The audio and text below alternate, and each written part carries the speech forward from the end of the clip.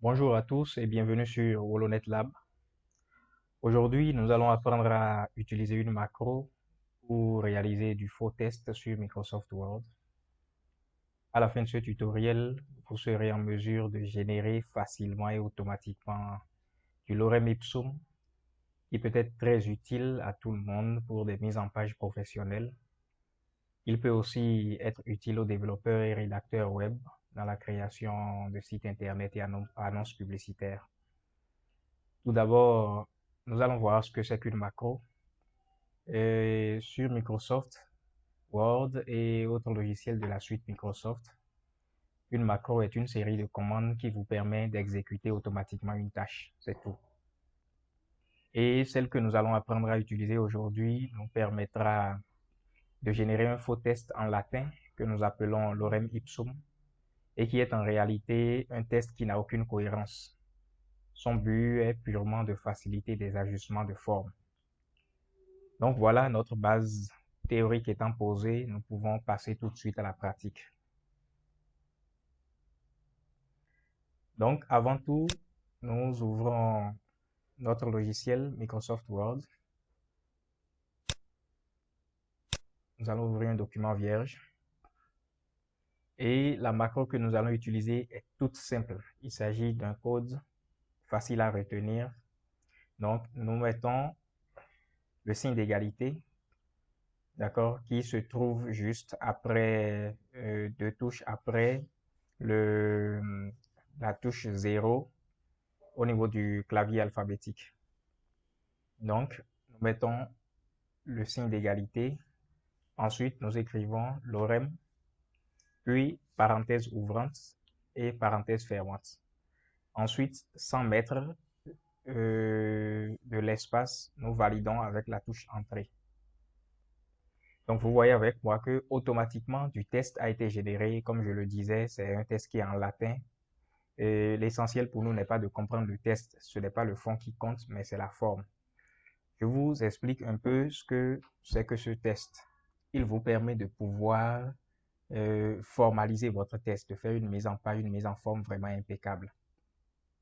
Nous voyons ce test. Le premier paragraphe, d'abord, on voit une, deux, d'accord? On a un, deux, trois, quatre et cinq paragraphes, d'accord?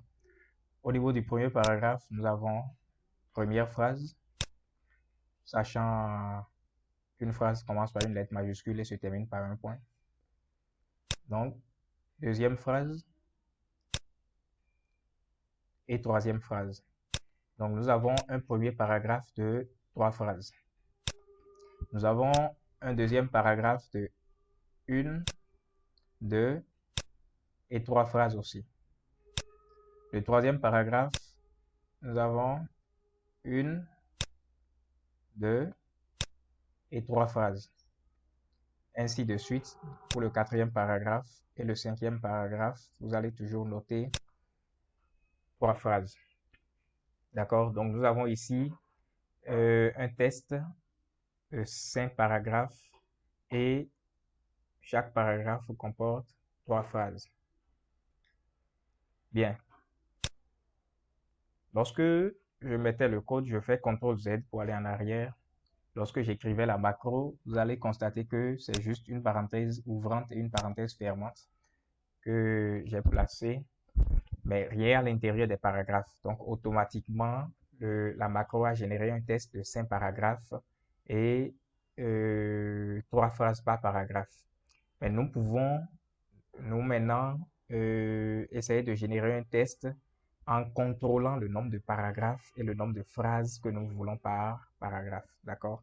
Donc, je remets ma macro, signe d'égalité, lorem, d'accord? Parenthèse ouvrante. Le premier chiffre que je vais mettre dans la parenthèse représente les lignes, donc représente, pardon, les paragraphes. Le chiffre que je vais mettre là nous donnera un nombre pareil de paragraphes, d'accord? Donc, je vais mettre tout simplement pour qu'on puisse comprendre, puisqu'on est au début, je vais mettre simplement 2, d'accord? Je mets 2, donc je voudrais un test de 2 paragraphes. Puis, obligatoirement, le signe virgule, d'accord? Je mets virgule. Puis, je voudrais avoir 6 phrases par paragraphe. Donc, je mets 6. 6, bon, puisqu'on est au début, on va trop compter. Mettons simplement 2. D'accord? Donc, 2 paragraphes et 3, ça peut aller. 2 paragraphes et 3 phrases par paragraphe. D'accord? Ensuite, je ferme obligatoirement ma parenthèse, puis je valide OK. Bien, nous allons compter ensemble. On a 1, 2 paragraphes. Parfait. Nous avons ce que nous voulons en termes de paragraphes. Voyons maintenant en termes de phrases. On a première phrase, deuxième phrase et troisième phrase. Là, le compte est bon. Deuxième paragraphe, nous avons première phrase, deuxième phrase et troisième phrase. C'est parfait. On est d'accord? Donc, vous faites ainsi, vous pouvez modifier à volonté, c'est à vous de voir ce dont vous avez besoin. Je suppose par exemple que vous rédigez un article et que vous souhaitez avoir 5 paragraphes dans l'article et un maximum de 3 phrases ou de 4 phrases par paragraphe. C'est une stratégie qui vous permet vraiment d'avoir de façon millimétrée ce que vous désirez. À vous maintenant d'aller, de rédiger votre test, d'accord, et de l'adapter à ce que vous avez là comme faux test. C'est stratégique. Bien, donc nous allons faire un second exemple pour améliorer la connaissance que nous sommes en train d'acquérir là tout de suite. Donc, je reviens, je vais mettre un test de 6 paragraphes, d'accord, et de 4 phrases par paragraphe. Donc, j'ai mon signe d'égalité, je mets l'orem, parenthèse ouvrante, je voudrais 6 paragraphes, je n'oublie jamais le signe la virgule, pardon, et 4 phrases par paragraphe, et je ferme la parenthèse, je valide OK. Nous allons compter ensemble. On va numéroter, je mets 1,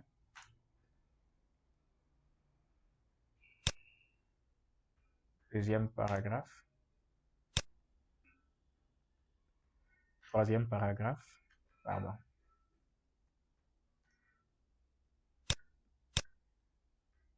quatrième paragraphe,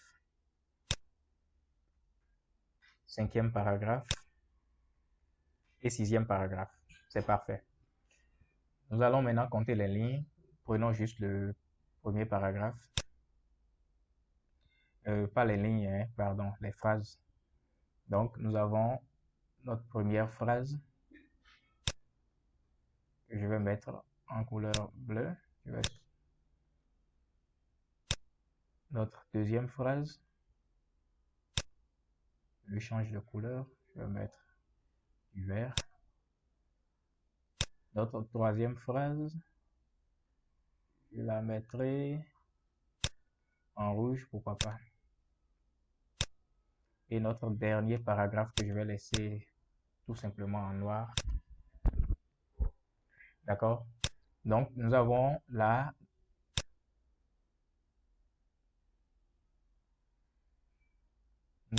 tout simplement notre paragraphe de 4 phrases. Et si vous comptez bien, il en sera de même pour tous les autres paragraphes. Même le dernier paragraphe qui semble court comporte obligatoirement 4 phrases. Nous avons une phrase, 2 phrases, 3 phrases et 4 phrases. Voilà, donc c'est un peu ça. Maintenant, il y a un autre, un autre moyen de générer du faux test sans afficher du latin, mais en affichant du français. D'accord? Donc, le test français ici est un test qui est tiré, le lorem va tirer ce test-là de l'aide de Microsoft. D'accord? Donc, de la fonction help de Microsoft Word. Donc, il s'agira tout simplement de mettre exactement la même macro, mais à la place de lorem, nous allons mettre rand. D'accord? Puis, nos paragraphes, nos parenthèses ouvrantes et fermantes. Pardon. Ensuite, on valide. Donc, nous voyons là clairement que le test est en français. Ça se comprend. Les vidéos nous permettent de faire passer votre message de façon convaincante, etc. L'essentiel pour nous ici, comme je le disais au départ, ce n'est pas le fond du test parce que c'est pas le but recherché. C'est plutôt la forme, d'accord? C'est plutôt la forme. Vous voulez faire une mise en page et vous n'avez pas envie d'avoir du test désordonné. Vous ne voulez pas jouer, combiner avec le hasard. Donc, c'est une très bonne stratégie pour vous permettre d'avoir un test millimétré.